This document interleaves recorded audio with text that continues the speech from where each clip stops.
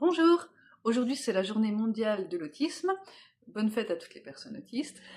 Et à cette occasion, je voulais vous lire un petit texte que j'ai écrit en 2011, à l'époque où nous étions en pleine démarche de diagnostic pour mon fils aîné, qui a 21 ans aujourd'hui et qui est autiste sévère. Donc c'était une période très compliqué sur le plan émotionnel, comme vous pouvez vous l'imaginer.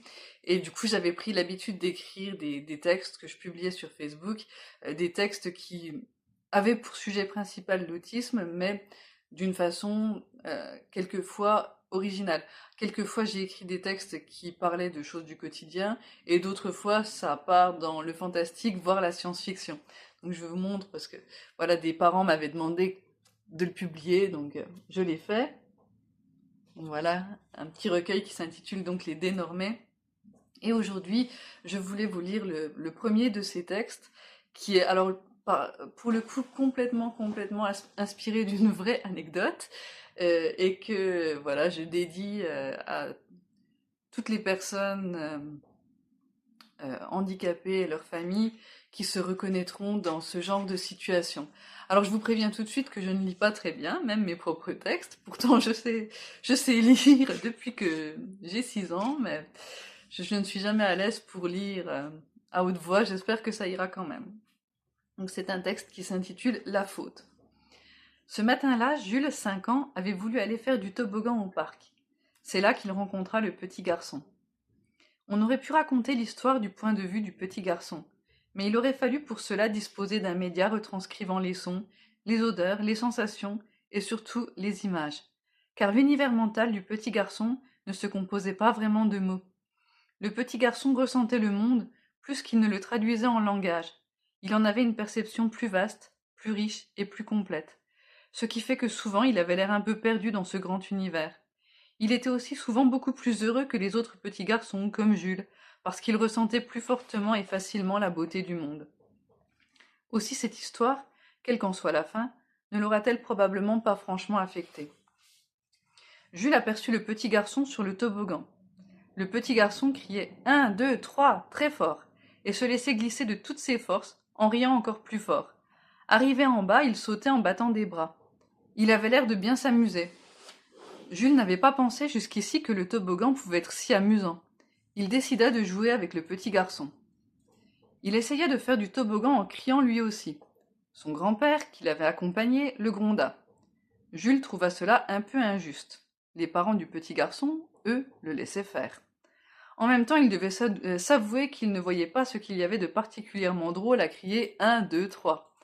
Peut-être que le petit garçon ne savait pas vraiment comment s'amuser. Il allait lui apprendre. Ensuite, le petit garçon saurait sans doute faire les choses correctement, c'est-à-dire comme tout le monde. Voilà une bonne idée. La matinée s'annonçait plus amusante qu'il ne l'avait envisagé au départ. Tu peux pas m'attraper, cria-t-il. Le petit garçon rit de le voir courir. Il n'essaya pas de l'attraper. Jules commença à soupçonner que le petit garçon était un peu idiot. On fait la course? Jules commença à courir. Le petit garçon ramassait des pissenlits. À peine l'entendit-il crier T'as perdu. Jules décida de laisser tomber. Le petit garçon regardait les cailloux du chemin. Il avait l'air formidablement intéressé.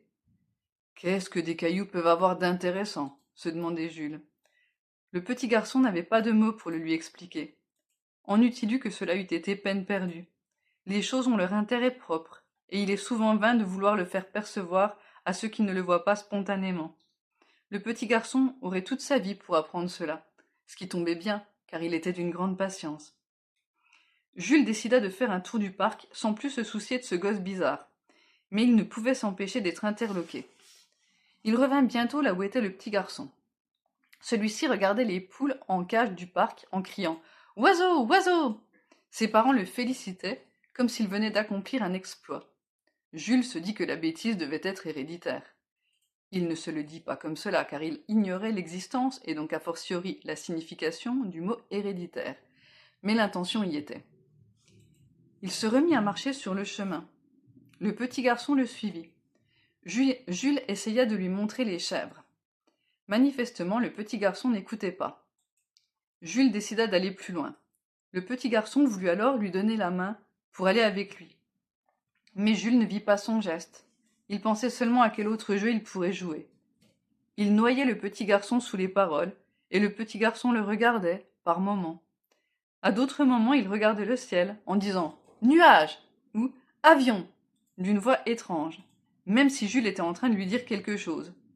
C'était déplaisant de se faire ignorer ainsi. Jules se demandait vraiment pourquoi le petit garçon faisait cela. Peut-être qu'il voulait simplement l'embêter, peut-être était-il tout simplement méchant. « Allez, cette fois tu m'écoutes, on fait la course !» Il se mit à courir de toutes ses forces. Le petit garçon le regardait en riant de plus belle. Quant à lui, il n'avait pas bougé d'1 centimètre. C'en était trop. Jules s'avança vers lui et commença à le frapper. Le petit garçon se protégea, étonné, sans chercher à répliquer à ses coups. Il avait l'air de quelqu'un qui ne comprend pas ce qui lui arrive, de quelqu'un pris soudain sous une averse imprévue et qui serait sorti sans parapluie. « Jules, arrête !» C'était son grand-père. Son grand-père qui parlait avec la mère du petit garçon. Elle allait sûrement crier après lui, elle aussi. « Je suis désolée, madame, je ne sais pas ce qui lui a pris. Il est si gentil d'habitude. » « Ne vous en faites pas, ça peut arriver. Ce n'est la faute de personne. » La maman du petit garçon sourit tristement à Jules. Elle reprit le petit garçon par la main. Le petit garçon ne pleurait pas. Il ne disait rien. Elle lui dit « Tu as été courageux. » Le petit garçon eut l'air content. Ils repartirent main dans la main, en chantant à tue-tête une chanson qui parlait des nuages. Voilà. Et si Jules et son grand-père écoutent cette histoire et qu'ils se reconnaissent, eh bien, j'espère que le texte leur aura plu. Et ce n'était la faute de personne. Au revoir.